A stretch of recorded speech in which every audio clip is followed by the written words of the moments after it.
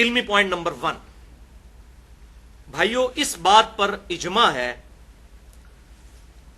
کہ ہر صاحب نصاب عاقل اور بالغ مسلمان پر اس کا جو بچت والا مال ہے جس پر سال گزر جائے، قمری سال، لیونر ایئر، تو سال میں ایک دفعہ زکوٰۃ دینا اس پر فرض ہے۔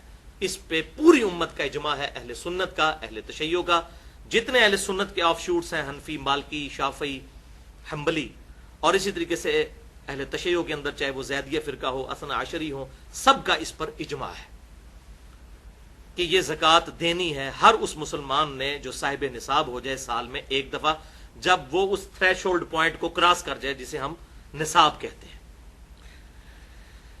اس حوالے سے اگر کوئی شخص یہ زکوٰۃ دے دے گا تو پھر کنز یعنی مال کا جوڑنا اس کے لیے جائز ہو جائے گا، خزانہ جمع کرنا جائز ہو جائے گا اگر وہ ریگولرلی زکوٰۃ دے گا۔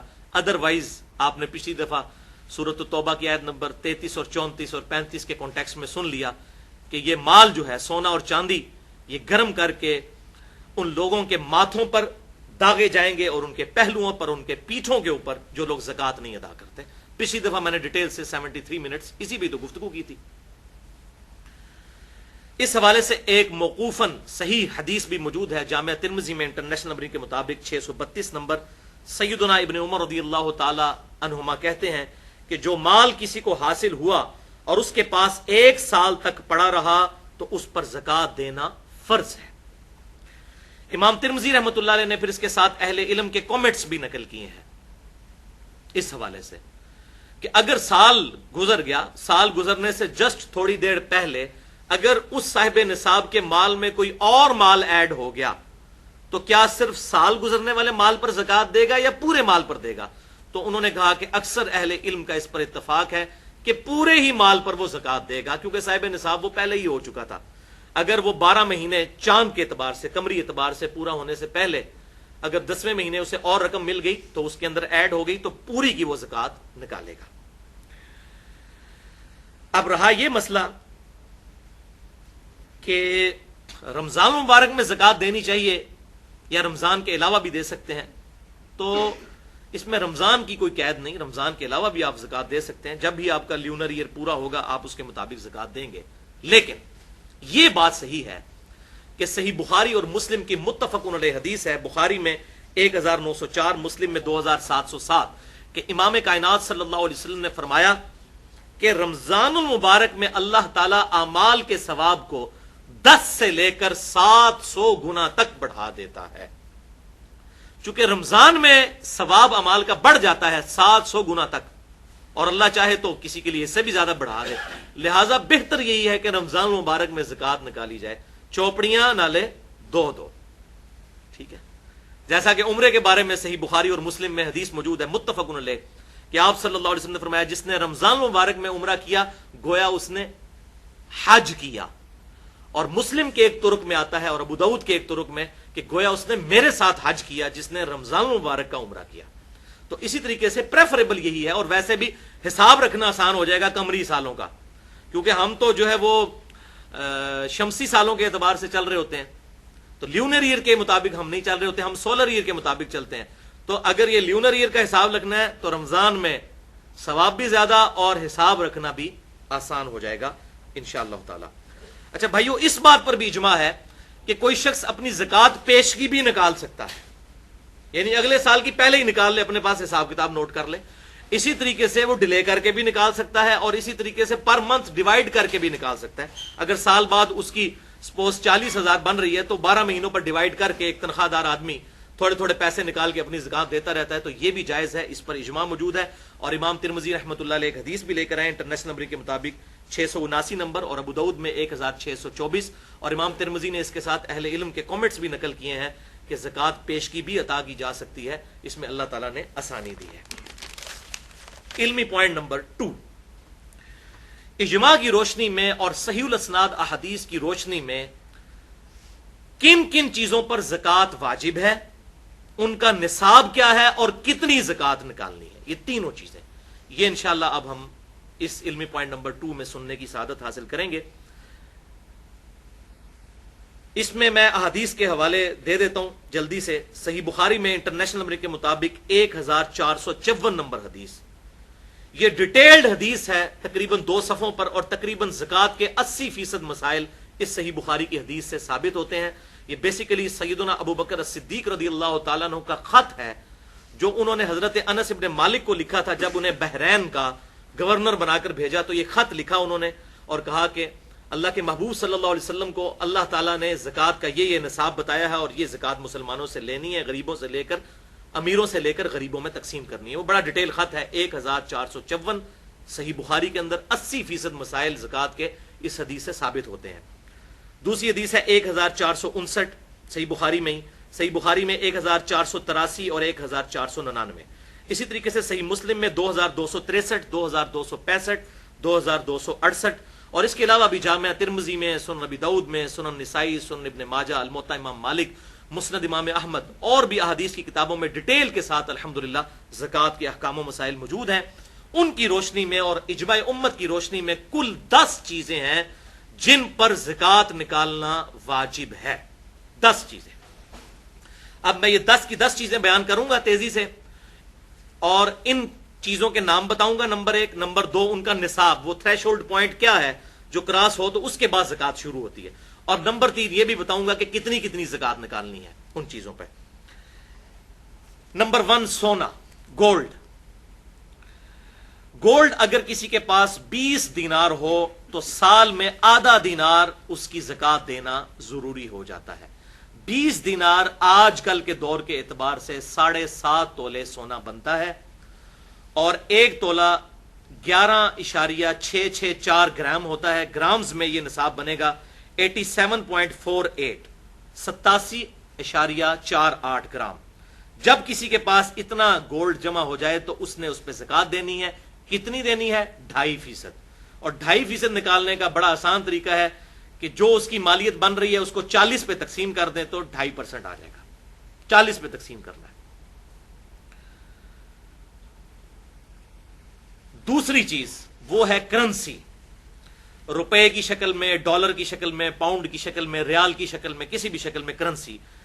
کرنسی چونکہ سونے کا ایکویلنٹ ہے, انشاءاللہ یہ اگلے پوائنٹ میں ڈیٹیل سے اس پہ بحث بھی کروں گا. یہ وہ چیز ہے جو مولوی چھپاتے ہیں اور چاندی کا نصاب لوگوں کو بتاتے ہیں تاکہ اپنی تجوریاں بھریں.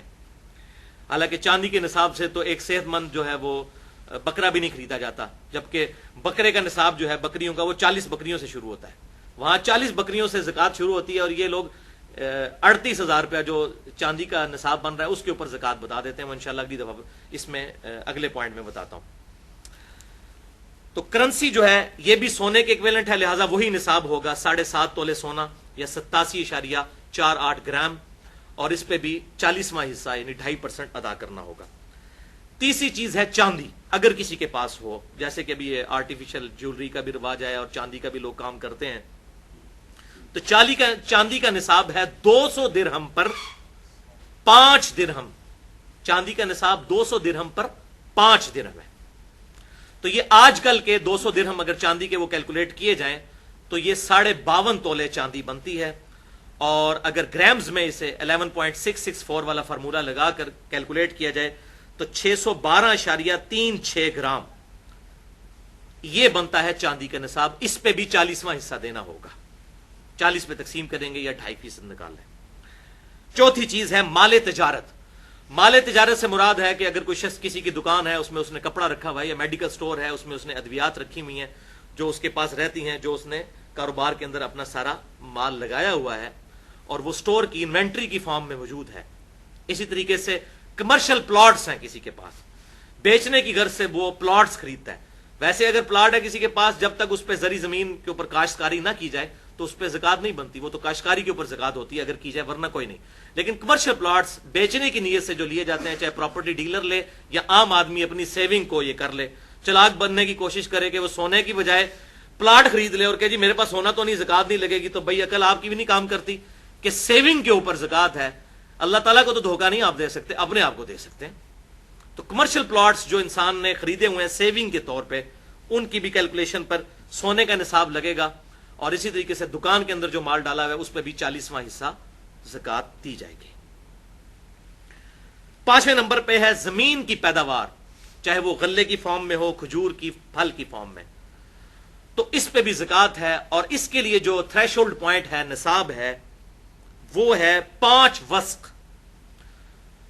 ایک وسق جو ہے وہ 60 سا کے برابر ہوتا ہے، اور ایک سا جو ہے وہ 4 مد کے برابر ہوتا ہے، اور ایک مد 600 گرام بنتے ہیں ہمارے زمانے کے. لہذا یہ پوری ملٹیپلیکیشن کرنے کے بعد 5 وسق جو ہیں وہ بنتے ہیں آج کل کے 720 کلو گرام. تو 720 کلو گرام جس کے پاس غلہ ہوگا تو اس پر اسے زکات دینی ہوگی، لیکن غلے کی زکات زیادہ ہے.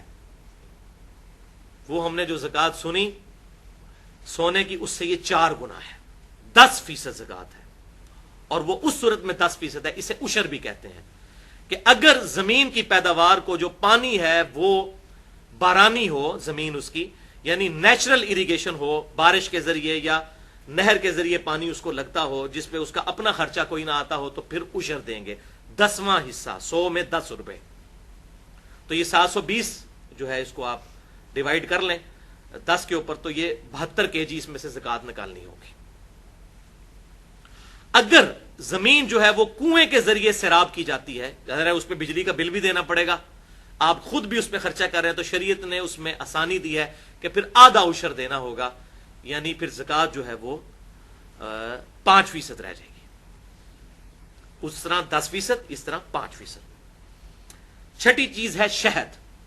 شہد پہ بھی عشر ہے جس طرح کے غلے کے اوپر ہے، لیکن وہ اس کا تھریش ہولڈ پوائنٹ ہے 10 مشکیزیں. اگر شہد ہو تو اس میں سے 1 مشکیزہ اللہ کی راہ میں خرچ کرنا ہوگا. یہ تو خیر مطلب یوزل اس طرح استعمال نہیں ہوتی ہیں آج کل چیزیں. 7ویں چیز ہے اونٹ. اونٹ کا نصاب جو ہے وہ صحیح بخاری اور مسلم کے اندر آیا ہے، اور بخاری کی اس ڈیٹیل حدیث میں 1454 نمبر، کہ 5 سے کم اونٹوں کے اوپر زکات نہیں ہے. 5 اونٹ جس کے پاس ہوں گے تو اس کی زکات شروع ہو جائے گی. 5 سے لے کر 24 اونٹوں تک ایک ہی زکات نکالنی ہوگی. اور وہ کیا نکالنی ہوگی؟ ایک بکری دینی ہوگی، نارمل بکری ایک، یہ زکات بنے گی.